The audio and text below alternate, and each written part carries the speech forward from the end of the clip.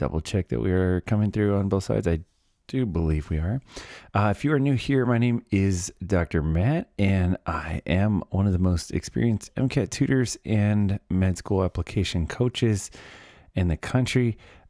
We will go ahead and open up the comments here. Drop your questions here in the comments. Anything MCAT or med school and app related. All right. Let me switch up our text color for today. We'll roll with a, let's see here. We will roll with a blue, and why don't we try a giant font tonight? There we go. Boom. Maybe that font is a little too big. I do think that goes off the screen. Okay. Edit this here. All right. We don't need the word for. We can figure out what that's about. All right. MCAT and apps for med school. There we go.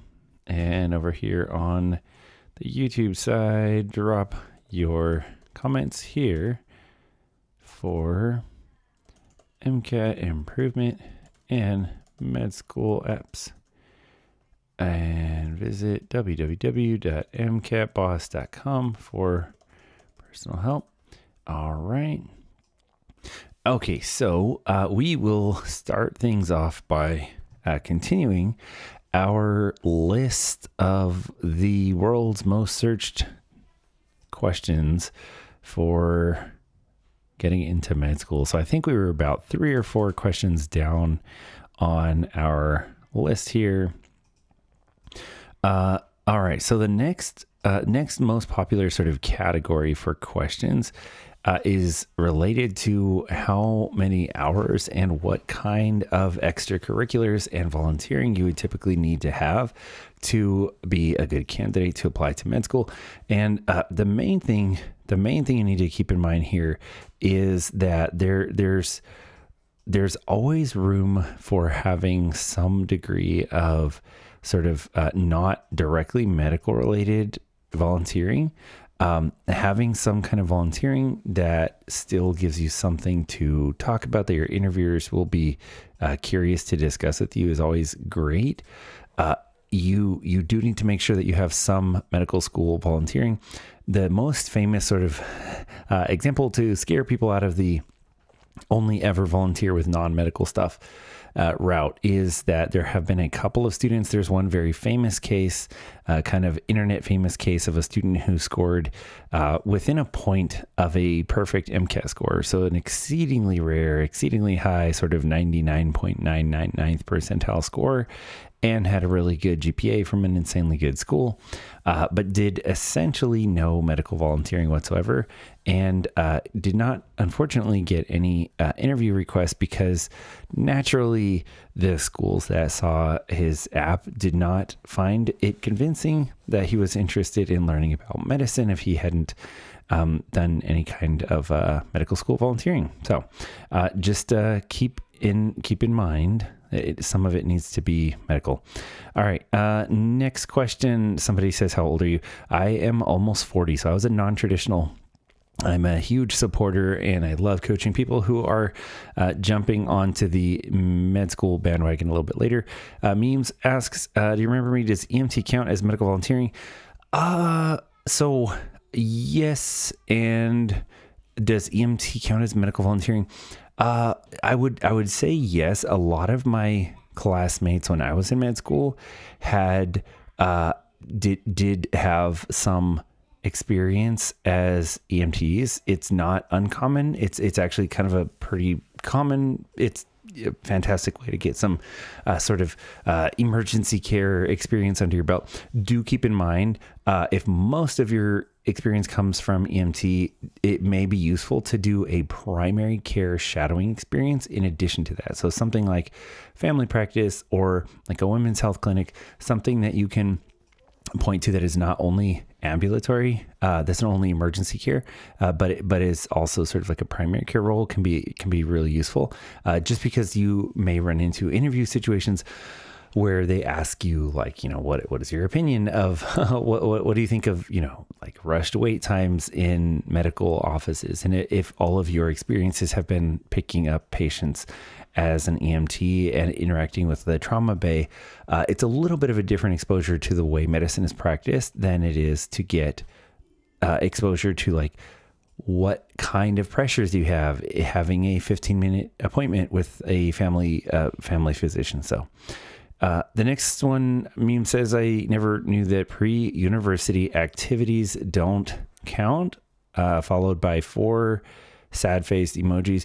Yes, man, that is definitely a surprise to some people, and I can completely see why that is discouraging. If you had a very high volunteer activity in high school, the trade-off for that I would sort of point out, and this obviously will not be useful for you if you are now discovering that as a college student applying, but the thing I would say to consider is, if you are a high school student who has a lot of volunteering and you have not yet done college, please consider the programs that are now doing BSMD or BSDO combination. So these are combination, essentially pipeline programs where you do either 3 or 4 of your years in undergrad and then get immediate acceptance into a medical school program, either an MD or DO program. And because they have pipeline arrangements, it cuts down a lot on the stress and the sort of broad scale application to the sort of entire MCAS system. They usually have more reasonable MCAT score cutoffs. This is kind of the traditional European model where you do your college, minimal college courses and then directly into medical education. And the US is sort of kind of getting to the point where they're slightly copying that. So that's something to think about. Next one says, that's such a great answer. Thank you so much. Covered all bases I was going to ask as follow-up. Awesome. If I can help out, drop me a line at mcatboss.com if you need help with anything else. Brian says 24-year-old second year pre-med, never too late, right? Yes. Yeah. No, as a person who started med school in his 30s, I can certainly tell you that it is not too late. If you're still in your 20s, you're still a youngster. You have most of your life ahead of you. You should be A-okay. All right. Next one says, I did all my non-clinical hours before uni and also had 300 hours of hospital volunteering. I was about to submit apps, but this made me take a gap year. Oh, yeah, I would. So I would, I guess, and this may, I don't know if this will be encouraging or discouraging or kind of maybe it break even for you. But I would say that before sort of, I guess, getting too discouraged over the fact that requirement means you take a gap year, I'm going to kind of spin that for you because this may actually be a good thing. And what I mean by that, when I say this can be a good thing, is I mean that the simple sort of fact that you did them more than a few years ago means that even if the apps were like, hey, you can include volunteering during high school, it would not necessarily benefit you to have listed it that way. So what the schools will do is, if you did all of your volunteering, like say 5 years ago, if you apply and then they are looking over your volunteering history and they're like, oh snap, this person didn't actually volunteer in the last 5 years for anything, or at least not for their clinical hours, you're a really different person now than you would have been 5 years ago. So if anything, you can kind of look at it as a reminder that they're going to want to see fresh volunteering anyway. And so I don't think that that's necessarily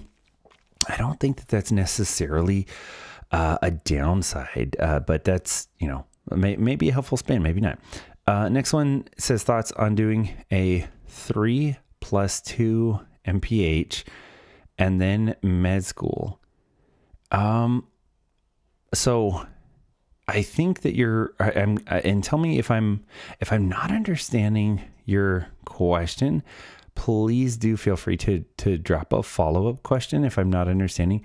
But I think you're saying a I assume this is like 3 years of undergrad plus a 2-year master's in public health and then med school. If I'm not understanding the breakdown of the degree that you're discussing, please feel free to clarify.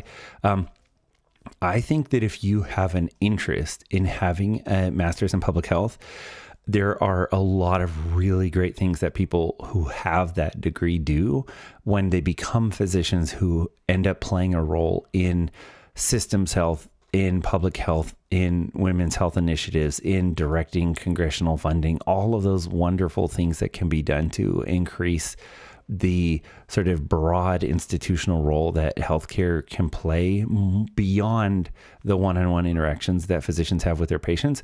If that's something that you're passionate about, I think there's nothing wrong with that at all. That sounds awesome. The next one says, I got a 3.95. So sorry, guys. Thank you for all the questions. I really do appreciate it. They're actually coming super, super fast. So let me try to make sure I didn't skip anybody.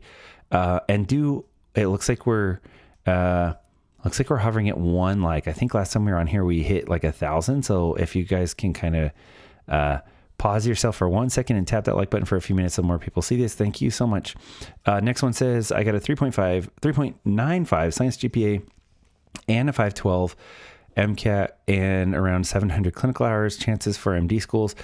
So that's obviously a great GPA, assuming that the cumulative GPA is kind of in that same ballpark. You're looking at really good numbers. I like to tell people I don't usually go off the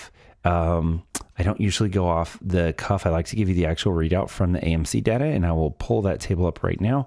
And it says above a 3.8 GPA with a 512 MCAT, the admissions rate is around 66.7%. So yeah, that's keeping in mind that the average admissions rate is like 42%. That is really fantastic hours.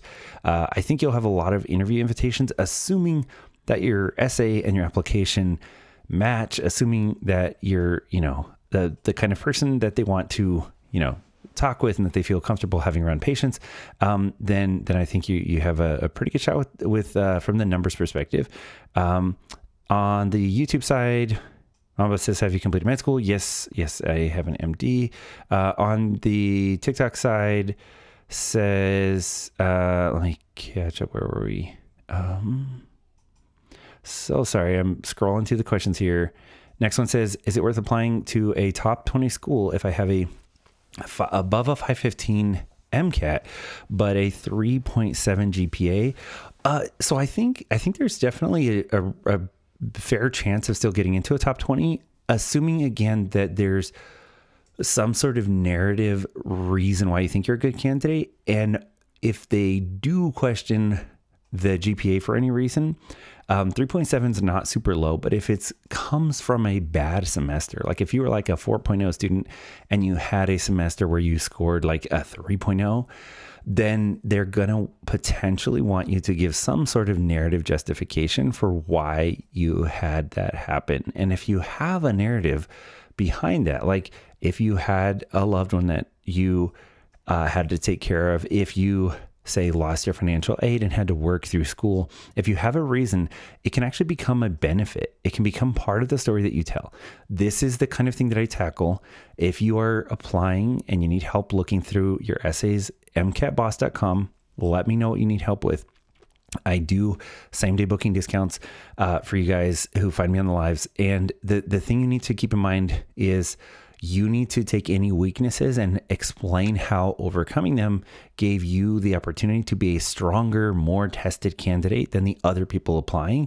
Because what it can do is it can flip the script from, I had a cushy life where I had, all my bills paid and tutors for everything, and I never had a question, and I always made a 4.0 and a perfect score. And it can flip that and be like, hey, I've faced challenging circumstances and I figured out how to overcome them. This is a demonstration of resilience. And when you're able to do that, it makes you seem like a really good candidate for med school. Next question said, does school name matter that much for matching for residency? Okay, I'm going to give a very sort of Cliff Notes answer here because this could be like easily a half-hour long conversation. And the short answer is it's complicated because they used to have every single part of med school be scored, it was very easy to say, hey, the leveling playing field is that everybody scored exams and scored rankings and scored grades are giving us a way of sort of neutrally ranking you, regardless of how big or small the school was that you came from. Now that you're getting into schools where there is a sort of growing trend towards doing unscored sort of pass or fail systems, it's not entirely clear how much of the matching is going to be done based on personality and interviews, and how much of it is going to be done based on the sort of posh school name behind the candidate. We don't have a really clear idea. And if you're just now starting med school, the landscape may change in the next few years. So it's a little bit hard to pin that one down. All right, next one says, is a 3.71 SGPA and 3.8 overall GPA still competitive? And the answer is yes. Those are kind of the ballpark of scores that I applied to, and I had interview invitations and or acceptances at nearly all the schools that I applied to. Mind you, I combined that with taking extended amount of time to make sure that I absolutely owned it on the MCAT. So again, this is part of why I still help coach people for the MCAT, MCATboss.com. If you haven't, drop me a line at MCATboss.com, because if those numbers are good but not insanely high, make your MCAT be this dominating force that allows you to open the doors where you need to go. All right, next one says 3.4 undergrad, 3.8 at S&P from DO School Master's Program, MCAT 501. What are my chances at DO? So those numbers are definitely admissible, I think, at a number of different DO schools. Do keep in mind, if a DO school has a master's program and they don't have, unless they have a more aggressive MCAT cutoff than that, I would definitely, before anything else, try to see if they can ensure that you have at least a chance to interview at the school. I'm very skeptical of med school master's programs that do not promise you an interview. So I try to use that connection as best as you can before you look at your other options. And then once you sort of pin down that interview, run around, obviously apply at your other DO options. Next one says, do you do MCAS reviews? Would love your opinion on my app, obviously. Yes, that is a great question. And yes, that during this time of year, my inbox is popping with both last minute MCAT preppers, next year's MCAT preppers, and everybody prepping to apply this cycle. So get on my calendar as fast as you can. I do a same day booking discount if you drop me a line right now, MCATboss.com. My email is really simple, just matt@mcatboss.com, spelled with two T's, Matt, M-A-T-T, at mcatboss.com. And just remind me that that's what you're looking for. Nick says, haven't taken the MCAT yet, 3.7 GPA, 2,000 clinical hours, 1,000 research hours. What are my chances? Well, you definitely have the numbers in your favor with the clinical and research hours. With hours like that, you could apply MD or MD PhD. Do keep in mind, if you haven't taken the MCAT yet, your MCAT needs to scale with how impressive the rest of your numbers are. That you don't ever want them to think that that's fluff. So definitely decide kind of how you're going to tackle that. All right. Next one says, any clinical experience advice? How many hours is recommended or competitive? So when you see numbers from people like Nick posting that they have a few thousand, that is awesome. Please don't feel like you have to be sort of the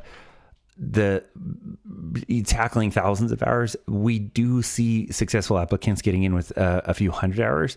The bottom line you need to remember is that the number of hours needs to reflect some kind of sort of long-term commitment. I think the main thing is that if students jump in and they only have like 20 hours, then it looks like they sort of dipped their toe in the pool and then said they want to be an Olympic swimmer. And so you don't want it to be next to nothing. It doesn't have to be like 10,000 hours. Like you do see some people who have a clinical job for 3 or 4 years and they do actually have 10,000 hours. But somewhere in the couple hundred to a few hundred hours is reasonable. And when there are 50 weeks in a year, if you're putting a year or two of volunteering into it and you're doing even an hour or two a week, it's not hard to get to that, couple 100-hour mark. And if you, add in a couple extra hours a week on break or on summers or over holidays or anything, then you can definitely get those hours to stack up. Next one says, let me see here. And let me leave this on I'm going to edit my, let me edit this. I'm going to leave the website up here on the text just for now, just so people can not get lost if they are looking for help. All right. Okay. Sorry. Jumping back into it. Nader says, thank you guys for helping get over 400 on the likes, by the way. Really appreciate that. About to hit 500. Yay. Thank you guys. Okay. Next one. And do make sure in case the live drops or anything else happens, please do make sure that you're following along as well. There we go on the YouTube side. Okay, back to the TikTok side. Okay, Nader said, what were your stats? So, and then Nader followed up with, I got a B in Argo and a B plus in Argo 2, which I took down my GPA to 3.71. Should I retake those classes? Oh, no. Plenty of people get in, and plenty of people are doctors who got Bs in organic chemistry. I would not worry about that for even a half a second.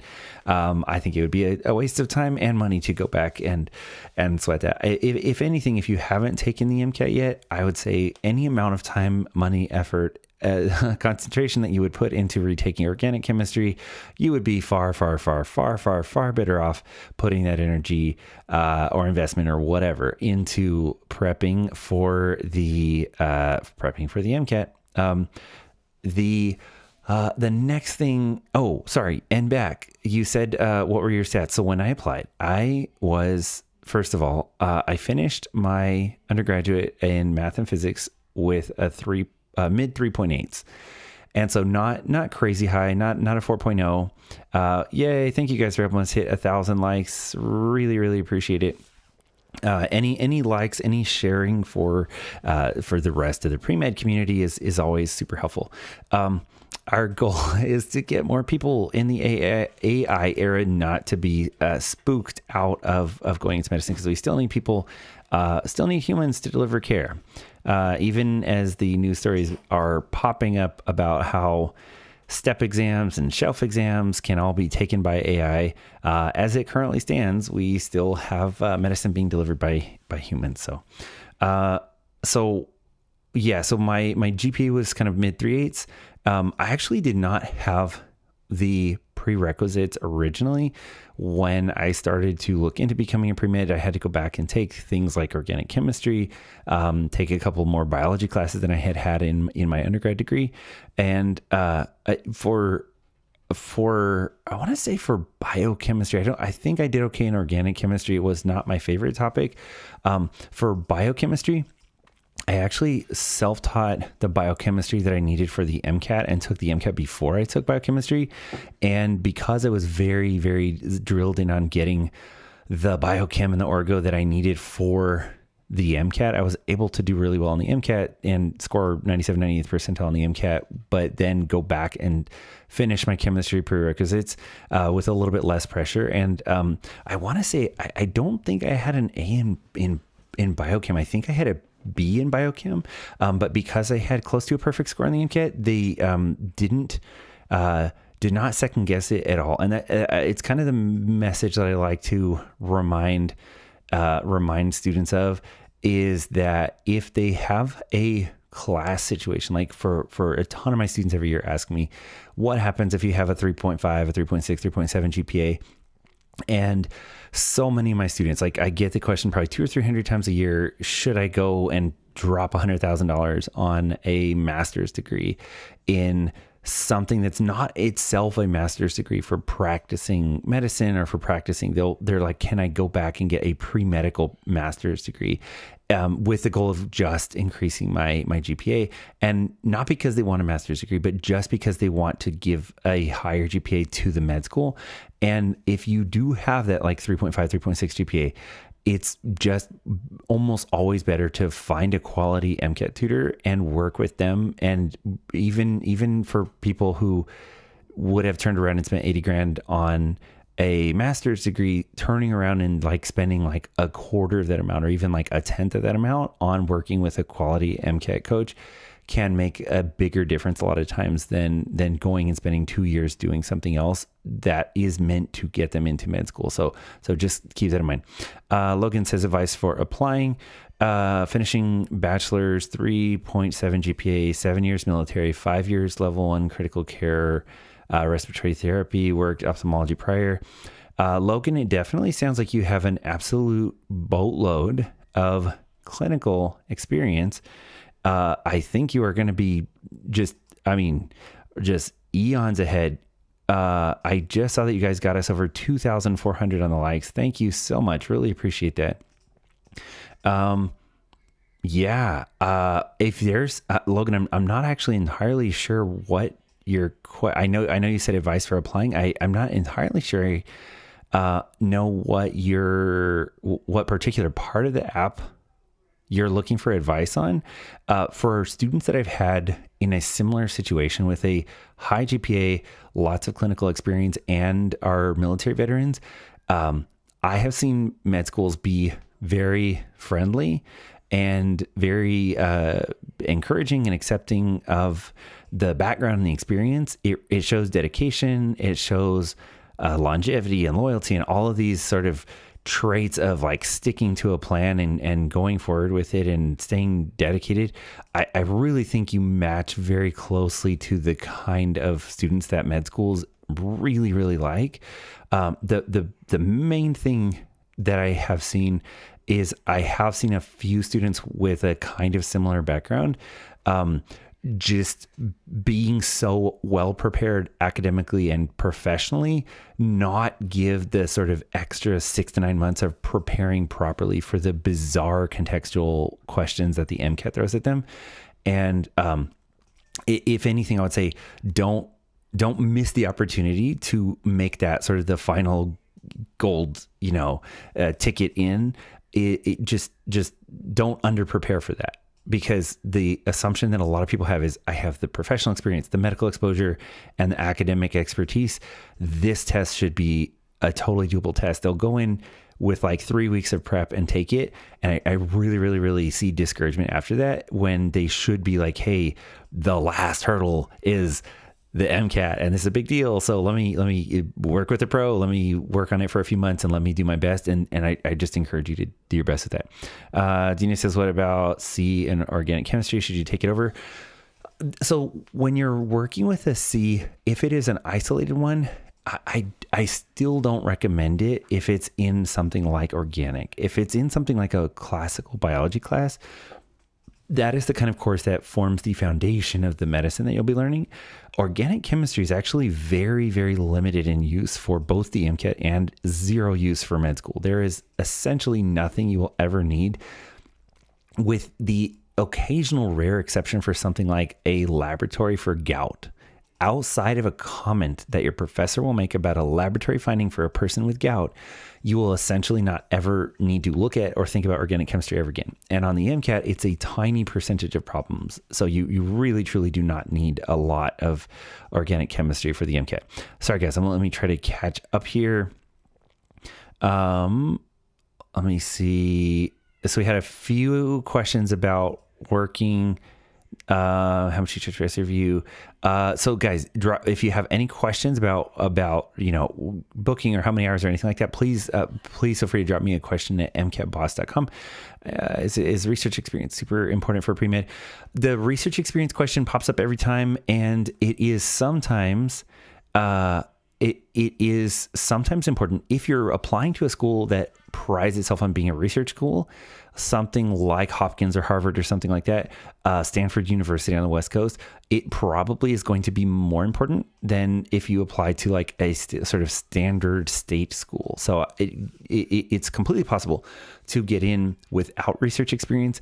My own experience, I got interviews pretty much everywhere I applied, and in undergrad, I had some, independent independent study and senior thesis and everything, but they were not laboratory research. And I did not get a chance to join a research program until I was in med school.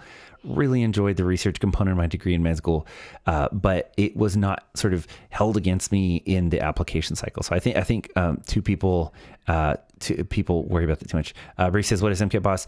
So I'm the founder of MCATboss.com. It is essentially a coaching and MCAT tutoring service, and students who want to work with me, who need the sort of 10 to, oh my goodness, 12, 13 years of experience from somebody who has been a MCAT coach, MCAT tutor, and a national MCAT consultant for some of the biggest companies in the United States for the MCAT, and who kind of are tired of the cookie cutter MCAT courses and prefer the customized approach.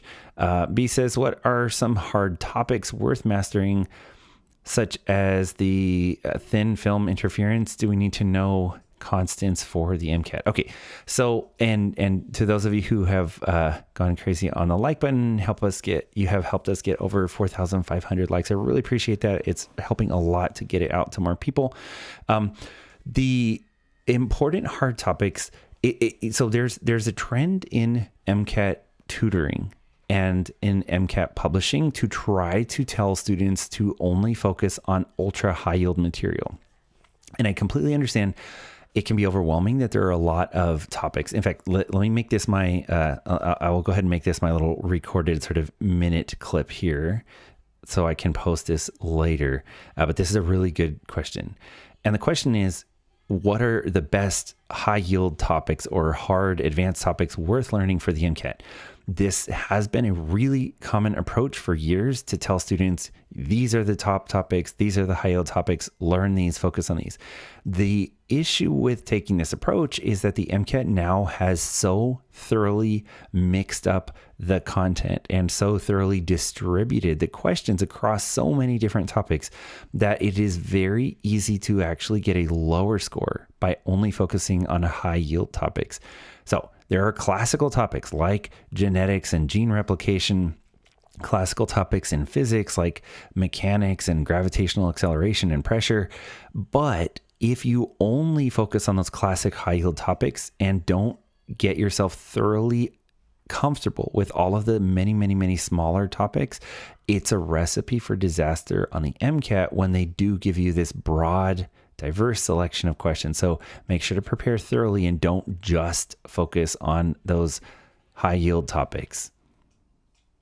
All right, I hope that kind of gives you some clarity on that.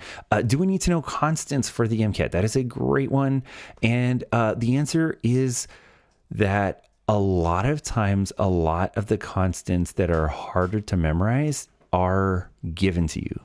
So it's not super uncommon that we see something like the mass of an electron given to you as a constant, and we hit 5,000 likes. Thank you guys. It is, however, something you should not assume that you're given would be something like the gravitational constant, right? So like 9.8 meters per second squared is something that you probably already know from doing practice questions. If you find yourself being uncomfortable with the basic general constants like the density of water or the heat capacity of water or the acceleration of gravity at the surface of the earth, those kinds of things are oftentimes indicators, if people aren't familiar enough with them to remember them, they're often indicators that the person hasn't done very many practice problems. And so I'd kind of give it a little bit of a pause if you're about to go take your real exam. And if you find that you actually are not comfortable with those, you probably want to hit pause and run back and get those practice problems done. All right. Okay. And we were caught up on the YouTube side. I think we finally caught up on the TikTok side. Okay. So while we have a second here, let me jump back over to our list here. And Omar, I do see your message. Thank you so much for reaching out about the MCAS review. I will definitely get right back to you as soon as we wrap up the live today. Appreciate that. I do try to get back to everybody within a few minutes after the live, and I will send you the rate info and that same day discount info as well. All right. The next question on our list was, the next question is, how much does it cost to apply? Okay. So, the things that you have to think about for cost with applications is that students go anywhere from sometimes spending maybe around like $1,000 to spending several thousand. It really wildly varies based on what you're calling an application cost. It also varies based on how extensively you are applying, right? And so on average, I would say the majority of students are applying to somewhere in the range of like 10 all the way up to 30 schools. It can go even broader than that. I had one student, I believe he said he applied to around 36 schools. And then the cost can range anywhere from like $1,500, $2,500, all the way up into that $4,000, $5,000, $6,000 range. It also depends on whether you are applying to schools that have secondary application fees. It also depends on whether you're applying mostly MD or also applying MD and DO track. So things to keep in mind. All right. Nader says, what was your MCAT score? So I've been teaching the MCAT for about 13 years. My official MCAT for getting in, I scored in the 97th percentile with 200th percentile scores. And then of course, because I was a high ranking person at a MCAT company, when they did the introduction of the new exam, I had to retake unofficially because I had already gotten into med school, the new exam. And so I scored in the 520s on the new exam as well. The main thing that you guys need to worry about is not usually your individual scores. You need to have a relatively high average score, but if you're going to focus on your individual section scores for any one score section, the one that I emphasize, all of you guys give yourself a hard cutoff, not lower than 126. Everybody should be aiming in that 128 to 130 range if you can on your section scores. But the one that I would absolutely not recommend applying with below 126 is the cars section, because that one tends to be the only section that we frequently see people get individually sort of separated for. If you have like a really good 130, 130, 130 in most of your sections, and then you have one score that's like a 125, you can sometimes still get in. But if you have a 124, 125 in your car section, this is the hardest section to overcome without a retake. Elijah says, hey, I'm taking my MCAT July 11th. Is that too late to apply this cycle even if I pre-write secondaries? So my question for you, Elijah, would be essentially, are you taking the MCAT for the first time, or is this a retake? If you are taking your MCAT as a retake and you already have a standing score, just keep in mind that if you apply before you get your score back, you will be applying with the older score, and that may affect your response. Okay, you say this is your first time.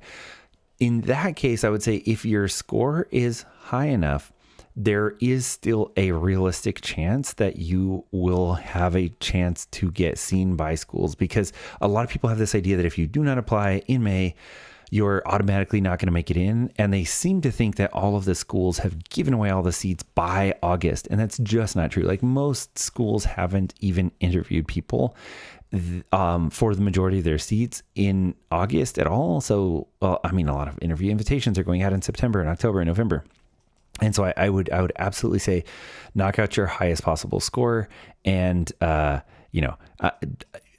preferentially, I tell students, if you do have a score you're not happy with, it is better to get back your second score even a month and a half later than everybody else and have that better score to apply with than it is to apply earlier with a score you know might keep you out. So just keep in mind. Peter says, does the fee assistance program cover primary apps for DO schools? I would love to be able to answer that question for you. I do not know the answer for that. If anybody happens to know the answer for that in the comments, please feel free to drop a comment and I will read out the answer. That is a great question. Wow. Thank you guys. We almost hit 9,000 likes. I think this might be a record for the lives here. So thank you. Brandon says, what do you think are some important things to consider when choosing med schools to apply to? I'm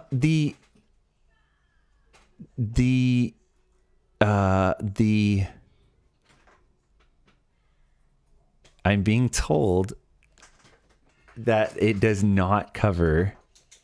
I'm being told that it does not cover. Is that a no? It does not cover DO schools. Okay, my amazing wife told me it does not cover DO schools. I'm sorry to be the bearer of bad news. I hate to give people bad news. Apparently the answer is no, it does not cover DO schools.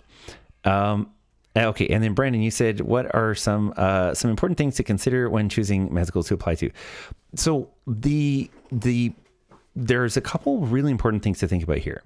The very practical answer is that you can think of the where to apply to in really big chunks like MD versus DO. You can think of it in regions like, do I want to go to the East Coast or the West Coast or a state school? Do you want to, if it came down to it, would you want to go to a Caribbean school? Some students now are applying and attending schools in Europe if they're not intimidated by learning additional languages for their clinical rotations. There's lots of options to think about. The other part to consider is the way more granular approach, and that is within even a single track like MD and within even a single region like the East Coast. Some schools will have a very, very, very urban hospital setting. Some schools will have a very academic preclinical approach, right? Like they're really, really, really emphasizing that you be involved in research and that you be involved on the academic side of medicine.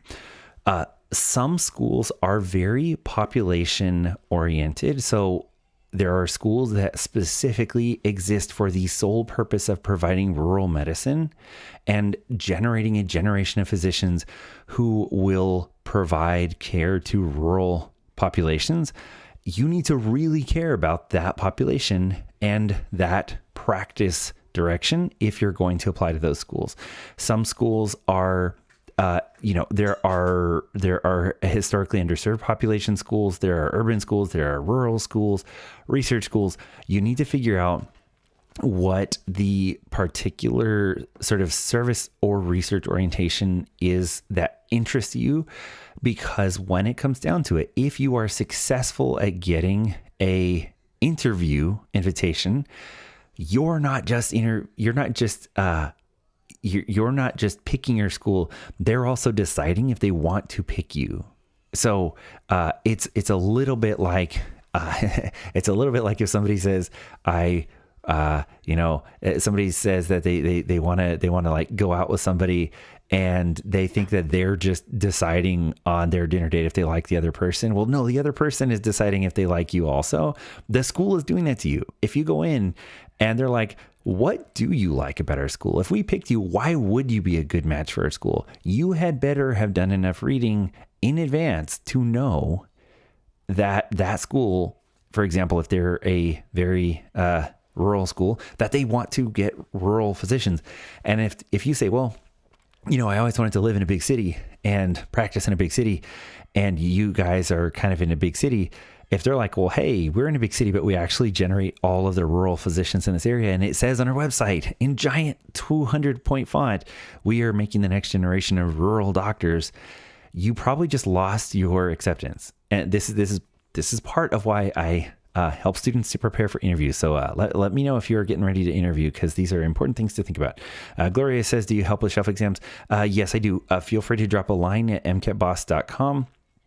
And the prep in general, guys, for shelf exams should kind of mirror how you prep for your MCAT. There are a few things that you need to do differently, and the resources, there are a few different resources that you also need to make sure to use as well. But whatever you do, if you are a clinical medicine student right now, do not wait more than halfway through your clinical training to start doing your shelf exam prep. So if you're on an 8-week rotation, you must be seriously prepping by week 4. If you're on a 6-week rotation, you must seriously be prepping by week 3. Like you gotta get the training wheels for the first week or 2, and then you gotta take them off and bike at full speed. So, all right, guys, we're wrapping up in around 5 minutes. Drop those questions in. Thank you guys for helping us hit 11,000 likes. I really appreciate that. It helps to push this out to more pre-meds. Apparently the med students are seeing it too. That is awesome. Let me make sure and leave in the comments here. A quick comment. Yes.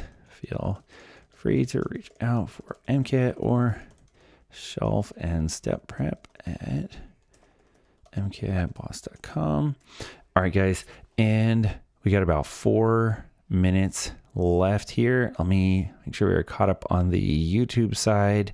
I think it dropped the question. I think Adelson had a question about having time to something about having time to work out during med school. You definitely, for time management in med school, you definitely have to kind of block things off a little bit differently in the preclinical and clinical stages. You have some degree of control over your calendar and your time expenditure during preclinicals, because for most schools, you will either have the flexibility of having only part-time lectures and part-time labs, or you will even have some schools where they allow nearly 100% of your lecture content to go out on pre-recorded lectures. And so you log into your student portal, you can play it back at halftime or full-time or double time speed, and you can do it at 4 a.m. if you're an early riser, or you can do it at 11 p.m. if you're a night owl. Once you get into clinical rotations, that's where a lot of people really, really run into the real life challenge of balancing. Sometimes rotations start at 5, or you'll be rounding at 6 in the morning on patients in the hospital. You might be on 12 or 14-hour shifts. You'll occasionally be on 24-hour shifts during clinical training, and then catching up on studying for your shelf exams when you are not in the hospital. So that's when people really run into the challenge there. All right, Nader says another TikToker said it wouldn't be a bad idea to retake those Orgo classes with my 3.71 SGPA. Yeah, you'll find a lot of people. So my comments come from having helped hundreds of people get in over 13, close to 14 years now. You'll find a lot of people who themselves essentially had the experience of like having straight A's in 100% of their classes, and they're convinced that everybody must have gotten into med school by also having straight A's on 100% of their classes. And it comes to the territory of having helped hundreds of people get in, that I can assure you that plenty of people, and by plenty, I mean thousands of people, have gotten in who have B's in organic chemistry. And if you have enough A's to still be carrying above a 3.7 GPA, then you almost certainly are wasting your time and your effort to go back and get that. So, you can play this out essentially with the numbers, right? So if the difference in your overall GPA, for example, with not retaking it, so if we pull up the AMC chart here, if a person has, say, a 3.8 overall GPA and they have a 3.83 GPA after retaking something, then in either case, they're still in this upper row on the admissions chart, right? They're above a 3.79. And if the difference between a person who, say, doesn't retake it and puts an extra 3 or 4 months in on MCAT studies, and let's say that person lands a 513 on the MCAT, and the other person spends less time on the MCAT and goes and takes the MCAT after retaking Orgo, and they only get 5 or 6 questions on Orgo on the entire exam. And the admissions criteria show that the person who went in and scored a 509 on the MCAT would have a 52% acceptance rate. And the person who instead traded those extra couple of months and pulled their score up to a 513 has close to a 70% acceptance rate. And so this is what I mean when I say you can always go back and make your GPA higher if that's where you choose to invest your time, money, and resources. But if you go in and spend 3 or 4 extra months retaking a class versus 3 or 4 extra months treating the MCAT like it is the thing you have to ace, the person who adds 0.02 GPA points and the person who adds, say, 3 to 4 points on their MCAT, hands down, the massive jump in acceptance rate comes from the 3 or 4 extra points on the MCAT, like literally 10 to 15% higher chance of getting in versus a GPA difference that probably will not be noticed by like 80 to 90% of admissions committees. And so don't let the thing that is not a big deal to the adcoms become a bigger deal for you than the thing that they will notice. And what I'm trying to say is I have enough students who've scored B's and occasionally even a C in a chemistry class and have gotten in, and they just didn't notice or they didn't care, or the student scored a 513 or 514 on the MCAT and that was enough to make up for it. And so they're like, yeah, who cares? Like if the student did great on the MCAT, like why do we care what they got in this one class? And if it's a trend and you only score B's and C's in all of your sciences, that's a trend. That's a completely different story. That's something you do have to fix. But if it's a one-off and you made up for it later with other stuff, it's not a big deal.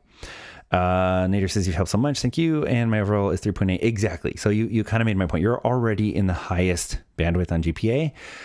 Hands down, the help of take that tuition money, work with an MCAT expert, and actually jump your MCAT score a few points, and jumping in the entire column into the next column on the admissions committee is a much bigger deal with the MCAT than adding a fraction of a point on your GPA. Bina says, I don't have hundreds of hours in clinical and research because I plan on going straight. Will this hurt my app? I'm so sorry. I don't know what your question refers to about going straight through. If you're referring to if you're in a pipeline program already, you've essentially already been pre-accepted, given that you meet the cutoff criteria. And that is something you do need to look up and keep track of. If the cutoff criteria say you don't need volunteering, but you do need like a 506 MCAT, then that hands down, that should be your focus. If the cutoff criteria are that you do need to get like 200 volunteer hours and a 506 on the MCAT or a 508, then you should do both. If you mean something else, oh, no gap years. Yeah. You don't, I do want to emphasize the hundreds of volunteer hours. That's not a thing to make up for gap years. That is a thing that traditional students do have and should have. Even if you're a traditional student applying in your 3rd year of undergrad, they still want to see that you're putting in at least, a year of a couple hours a week, right? So that'll still get you in at least into that 100 something hours of volunteering, preferably add in a few dozen hours during summer break. Like you still do want to be in that like couple of 100 hours of volunteering to be competitive with the other traditional students. If some prior remark, if I had said something that made it sound like this was like to make up for a gap year, I definitely do not mean that. It is true, of course, that people who are coming over from another career in medicine that's not as a physician and who want to become physicians, they frequently do bring multiple years of actual clinical employment. And in those cases, yes, then of course they can bring thousands of hours with them, and you do not need to worry about competing with that. All right. I hope that was helpful, guys. We are about a minute and 20 seconds away from our end time. And let me check back over. Okay. I think we're caught up on the YouTube side. So we're about 1 minute out on end time on the YouTube side. I'll leave the TikTok site up for about 1 more minute, and then we'll drop down from YouTube, from TikTok as well. It looks like the final like count hit just under 15,000. Thank you guys so much for helping it get out there. we will go ahead and wrap it up on the YouTube side in about 10 seconds. Make sure to visit mcatboss.com if you're looking for personal help on looking over your medical school application essays, looking up any additional details if you need eyeballs on your AMCAS application pack before you submit it, or if you are getting to the stage where you need help reading or proofing your secondaries, all of those are available.